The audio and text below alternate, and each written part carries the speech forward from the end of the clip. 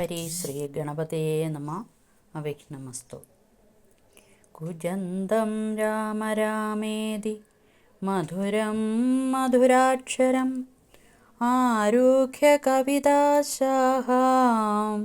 വന്ദേ വാൽമീകി കോകിലം. കവിതയാകുന്ന വൃക്ഷക്കൊമ്പിലിരുന്ന് രാമകഥകൾ മധുരമായി പാടുന്ന വാൽമീകിയായ കോകിലത്തെ വന്ദിക്കുന്നു. വിഘ്നേശ്വരാദികൾക്കൊപ്പം ആദികവി വാൽമീകിയെ സ്തുതിക്കുന്ന ഈ ശ്ലോകവും ചൊല്ലിയേ രാമായണ വായന തുടങ്ങാവൂ.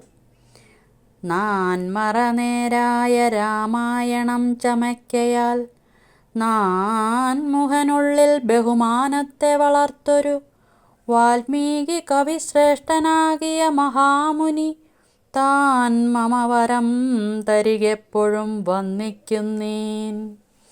ഇത് ബാലകാണ്ഡത്തിൽ ഇഷ്ടദേവതാ വന്ദനത്തിൽ വരുന്ന വരികളാണ്. അത് നമ്മൾ ക്ലാസ്സിൽ തുടർന്ന് പഠിക്കും. ഇങ്ങനെ നിത്യവശ്യമായ ഈ ഇതിഹാസത്തിൻ്റെ ആദിമൂലമായ ശ്ലോകം വളരെ പ്രസിദ്ധമാണ്.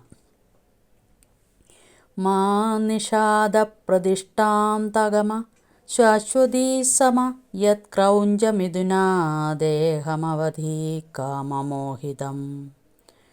തമസ നദീതീരത്ത് വാൽമീകി സന്ധ്യാവന്ദനം നടത്തുമ്പോൾ വേടൻ ഇണപ്പക്ഷികളിലൊന്നിന് നേർക്ക് അമ്പെയ്തു. ആൺപക്ഷി താഴേക്ക് പിടഞ്ഞു വീഴുന്നത് കണ്ട വാൽമീകി കരൾ നൊന്ത് വേടനെ ശപിച്ചു. അങ്ങനെ ശ്ലോകമായി ഭവിച്ചു.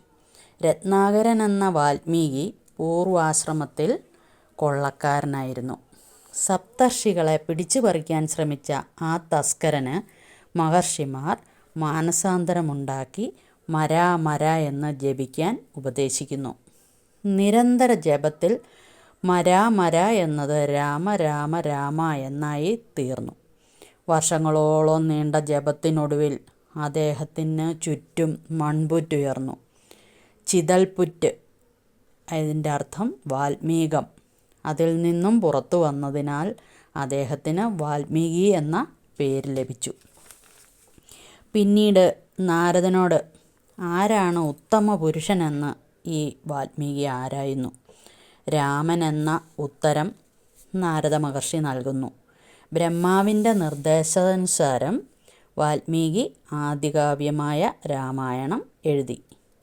ഭാർഗവൻ, പ്രചേതസൻ, ച്യവനപുത്രൻ എന്നീ പേരുകളിലും വാൽമീകിയെ അറിയപ്പെടുന്നു. വനവാസകാലത്ത് ശ്രീരാമാദികൾ ചിത്രകൂടത്തിലെ വാൽമീകിയുടെ ആശ്രമവും സന്ദർശിക്കുന്നുണ്ട്. പരിത്യക്തയായ സീതാദേവിയെ വാൽമീകി സംരക്ഷിക്കുന്നു. ലവകുശന്മാരെ ഈ ബ്രഹ്മർഷി രാമായണ കഥ പഠിപ്പിക്കുന്നു. അവർ ശ്രീരാമൻ്റെ യാഗസദസ്സിൽ അത് ചൊല്ലിക്കേൾപ്പിക്കുന്നു. അങ്ങനെ ആദികാവ്യം, ഈ രാമായണം എന്ന ആദികാവ്യം വഴിമുട്ടി നിൽക്കുന്ന ജീവിത പ്രതിസന്ധികളിൽ ധർമാധർമ്മ ചിന്തകളാൽ മനസ്സ് വിഷമിക്കുന്ന ഘട്ടങ്ങളിൽ നമുക്ക് വഴികാട്ടിയായിത്തീരുന്നു. വാൽമീകി ശ്രീരാമനെ മനുഷ്യനായി രാമായണത്തിൽ അവതരിപ്പിച്ചിരിക്കുന്നത്. അടുത്തതായി നമുക്ക് പാഠഭാഗങ്ങളിലേക്ക് ശ്രദ്ധിക്കാം.